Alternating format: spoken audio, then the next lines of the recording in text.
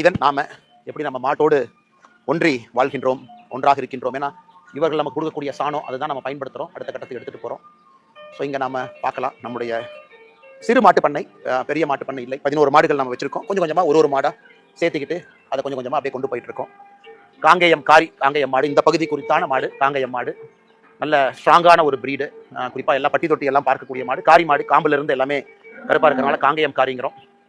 So இங்கே இந்த மாடுக்கு பால் கறந்தாச்சு. இவங்கெல்லாம் கிர் மாடு. ஒரு விவசாயிக்கு வந்து இன்னைக்கு வந்து அம்மா ஏதோ பண்ணுறேன்னு எவ்வளோ கோவம் பாருங்க. அதுக்கு அம்மா எதுவும் பண்ணலடா, கிட்ட தான் சும்மா தான் வந்தேன், எதுவும் பண்ணல அம்மா, நான் ஜஸ்ட் அம்மாவை பார்க்குறக்கு வந்தேன். சரியா? Okay okay okay okay okay இவங்களாம் கிர் மாடு. இன்னைக்கு விவசாயிக்கு ஒரு மாடுகள் வச்சிருக்கிறோம், அதன் மூலமாக வருமானம் வரும், பால் அதிக லிட்டர் கறக்க முடியும்னா கூட கிர்மாட்டின் மூலமாக முடியும். இன்னைக்கு வந்துச்சு முட்டாது. ரைட் அண்ணா பண்ணுங்கண்ணா. அதே போல் நம்முடைய தார்பார்க்கர் மாடுகள், இதுவும் ரொம்ப ஸ்ட்ராங்கான ஒரு பிரீட். எல்லாமே குஜராத், பஞ்சாப் அந்த இடத்துல இருக்கக்கூடிய மாடுகள், இயற்கை மாடுகள். எல்லாமே A2 பால் கொடுக்கக்கூடிய மாடுகள், இயற்கையான மாடுகள். இன்னைக்கு நம்ம கிளைமேட்டுக்கும் அடாப்ட் ஆக ஆரம்பிச்சிருச்சு, நம்ம இடத்துல இருக்கு. பட் அட்வான்டேஜ் என்ன, நாட்டு மாடு அதிக பால் கொடுக்கக்கூடிய மாடு, நம்முடைய காங்கேயம் மாடு நேட்டிவ் பிரீடு. ஸோ காம்பினேஷன் நம்ம வச்சுக்கணும், மாடு பாலும் கொடுக்கணும், அதே நேரத்தில் அந்த மாடும் ஸ்ட்ராங்காக நிற்கணும், அந்த ஏரியாவில் நோய் வாய்ப்படக்கூடாது. ஸோ மொத்தமாக இருக்கக்கூடிய இதுலேருந்து கிடைக்கக்கூடிய சாணம் நமக்கு ரொம்ப முக்கியமான ஒரு பெரிய வேலை செய்யுது. நம்ம தோட்டத்துக்கே சாணம் வெளியிருந்து வாங்கணும், ஏன்னா அவ்வளோ மாடு நமக்கு தேவை.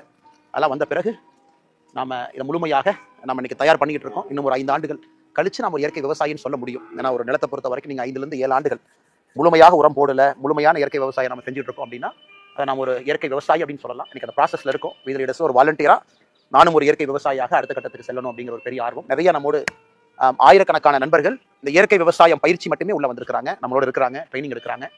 நாமளும் நிறைய இயற்கை விவசாயிகள் இருந்து பாடம் எடுத்துக் கொண்டிருக்கின்றோம், நிறைய அமைப்புகளோடு ஒருங்கிணைந்து செயல்படுகின்றோம்.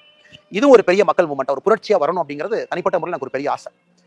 உண்ணக்கூடிய உணவு, சாப்பிடக்கூடிய உணவுகள் எல்லாம் நச்சுத்தன்மை இருக்கக்கூடாது. இன்னைக்கு கேன்சர் எவ்வளவு வருதுன்னு பாருங்க எல்லா இடத்திலும் கூட. பட் எல்லாத்தினாலையும் அர்பன் ஏரியாவில் இருக்கிறவங்க இன்னைக்கு எப்படி அதை அஃபோர்ட் பண்ண முடியும், கடையில் தான் வாங்குறாங்க. ஸோ அவர்களுக்கு நம்ம என்ன செய்ய முடியும், வீட்டு கூரையில் பயிற்சி கொடுத்து, வீட்டு கூரையில் மொட்டை மாடியில் பயிர் பல வகைகள், குறிப்பாக காய்கறி வகைகளை கொண்டு வந்தால் நிச்சயமாக அவர்களுக்கும் ஒரு பெரிய இது கிடைக்கும். இன்னொன்று முக்கியமானது, ரொம்ப ஒரு எமோஷனலான இடம். ஏன்னா நம்ம இங்கே வந்த பிறகு அந்த தோட்டத்துக்கு வந்து நம்ம மாடு வளர்க்க ஆரம்பித்த பிறகு இங்கே ஒரே ஒரு மாட்டோட கண்ணுக்குட்டி இறந்து போயிட்டாங்க. பைரவா அவங்க 27/12/2025 பிறந்து 10/2/2026 இறந்துட்டாங்க. ஸோ அவங்க ஞாபகார்த்தமாக இது பைரவா அப்படின்னு அந்த மாட்டு அரங்குக்கு நம்ம வச்சிருக்கோம். ஸோ நான் ஏற்கனவே நேற்று சொன்னேன், நம்முடைய ஊரில் ஒரு மாட்டு கண்ணெல்லாம் நம்மை பொறுத்தவரை எந்த அளவுக்கு ஒரு குடும்பத்தில் ஒரு உறுப்பினராக தான் நம்ம பார்க்குறோம். ஸோ நேற்று நம்ம பேசணும் அந்த தோட்டத்தில் இருக்கும் பொழுது, எந்த அளவுக்கு ஒரு கண்ணுக்குட்டியோ மாடோ இழந்துட்டா கூட நம்முடைய உறுப்பினர்கள் மாறித்தான் நம்ம ட்ரீட் பண்ணுறோம், அதில் எந்த மாற்று கருத்தும் இல்லை.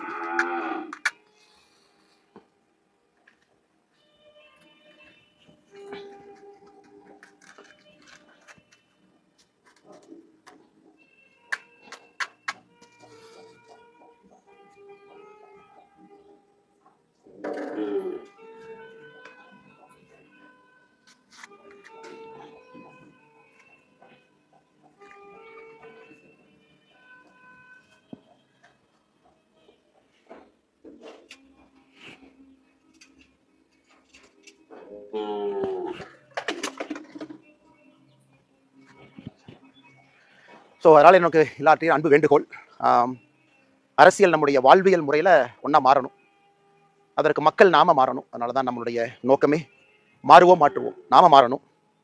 நமக்கு நம்முடைய வாழ்க்கைக்குள்ளே சின்ன சின்ன மாற்றங்களை கொண்டு வரணும், இயற்கையோடு ஒன்றி இருக்க ஆரம்பிக்கணும். காரணம் இன்னைக்கு எல்லா அரசியலுமே இன்னைக்கு என்ன அப்படின்னு நம்ம பேசுவோம். இன்னும் 20 ஆண்டுகள் கழித்து எப்படி இருக்குன்னு நீங்கள் யோசிச்சு பாருங்க. வெப்பமடைதலை பற்றி யோசிச்சு பாருங்க, நச்சுத்தன்மை இருக்கக்கூடிய உணவுகளை பற்றி யோசிச்சு பாருங்க, நம்முடைய குழந்தைகள் எப்படி எங்க மாசுபட்ட காத்துல எப்படி நம்முடைய குழந்தைகள் வாழ்வாங்கன்னு பாருங்க. ஸோ நம்முடைய மக்கள் இயக்கம், நம்முடைய அரசியல் என்பது நாளைய மாற்றத்திற்கான அரசியல். அதை நோக்கி நம்ம போறோம்.